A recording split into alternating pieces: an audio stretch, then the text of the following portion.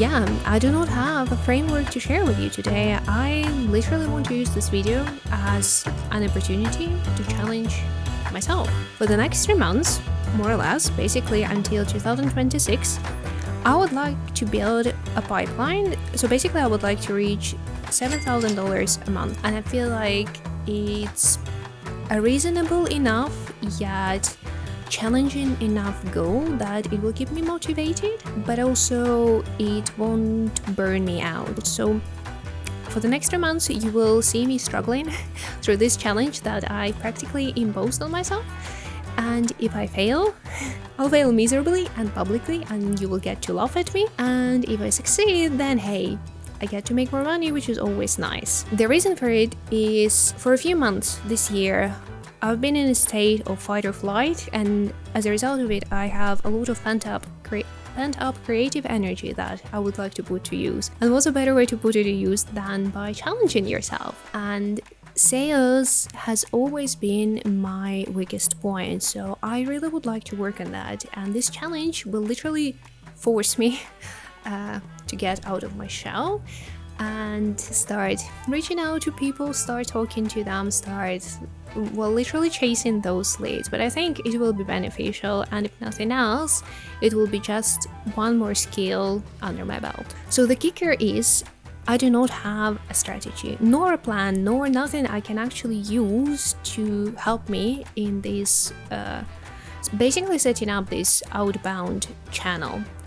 What I do have is a few assumptions which I'm going to rely on as I'm building my sales pipeline, my cold outreach strategy. So in the next few weeks I will be testing a few assumptions to see if they hold any truth, hold any value in my cold outreach strategy. If they don't, then I pivot. If they do, well, I just keep doing the same thing, right? It's actually rather funny how you always consume a lot of theory. So personally, I have consumed a lot of sales theory on how to do cold outreach, how to approach prospects, how to handle objections, and all of it makes perfect sense until you start running your own business.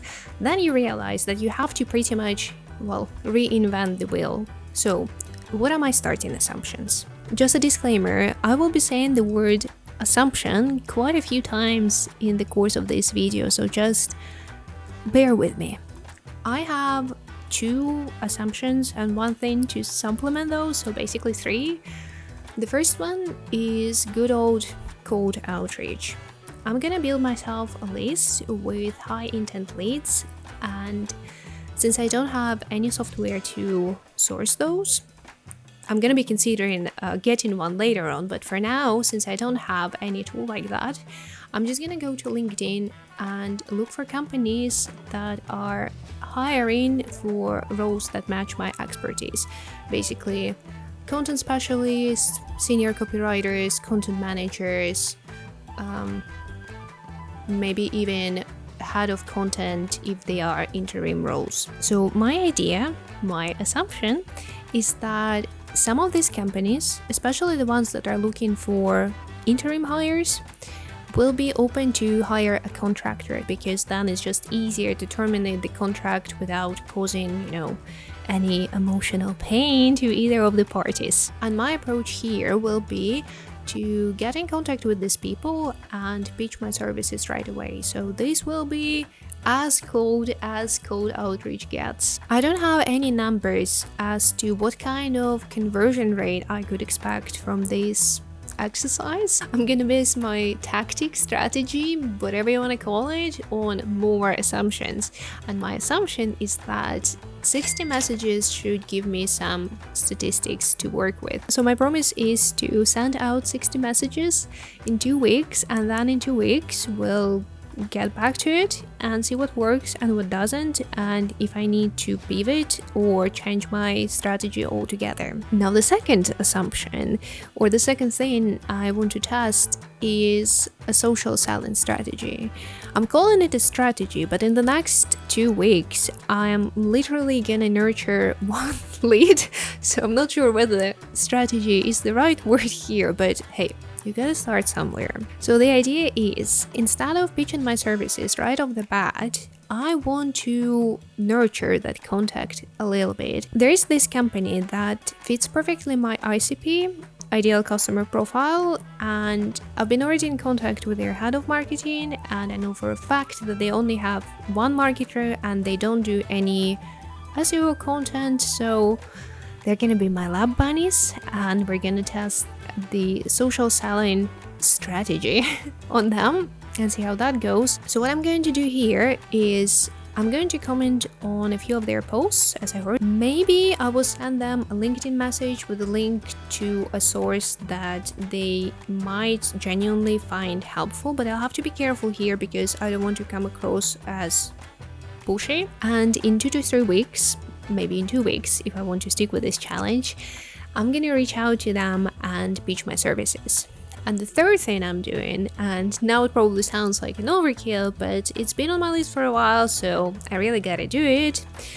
I am publishing my very first lead magnet. So what this lead magnet is about? It is practically the process I follow with my own clients when I publish content for them that's both authentic and efficient in terms of production and money. It's targeted at my core audience, which is small and scaling companies with 1 to 3 marketers in-house who either need to be superhumans or really need some support. My goal is to make them realize that it is possible to publish content, like a lot of content that sounds like you and is authentic with all of your great insights without having to spend a ton of money on it. My hopes are high, but my expectations are rather low. Not to say that I don't believe in organic marketing, of course I do, otherwise I would not be doing it for a living. That would be rather hypocritical, right? But that's not the point. The point is that I want a healthy mix of inbound and outbound leads. So far, I have been relying purely on organic marketing, not even organic marketing, but word of mouth and networking. And I still believe that these two, plus organic marketing, so these 3, are the best lead generation channels. They're best demand generation channels. But it doesn't undermine the fact that in order to have a healthy business, you need to have a healthy mix of different channels. Nor will it make me a more well-rounded entrepreneur. The last thing I want to happen is if for one reason or another I lose all of my retainer clients, and then I would be just sitting on my bum and doing nothing to fix the situation. I don't want to be that person. I want to be in control of my own business. Of course, there are plenty of things that could go wrong. Life happens, the economy is what it is. There's still a lot you can do. There's a lot I can do. And as I already mentioned in the beginning, sales is one of the few things, one of the few skills I do not have mastery of. So it would be fun to try a few things and kind of develop my own approach to it. And I think we have our plan. So in the next 2 weeks, I'm gonna send 60 cold outreach messages, nurture 1 lead on LinkedIn, and publish my lead magnet and see where that takes me.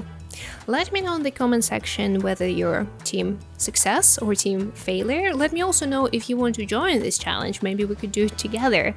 And otherwise, I wish you a great day and I will see you next time. Bye bye.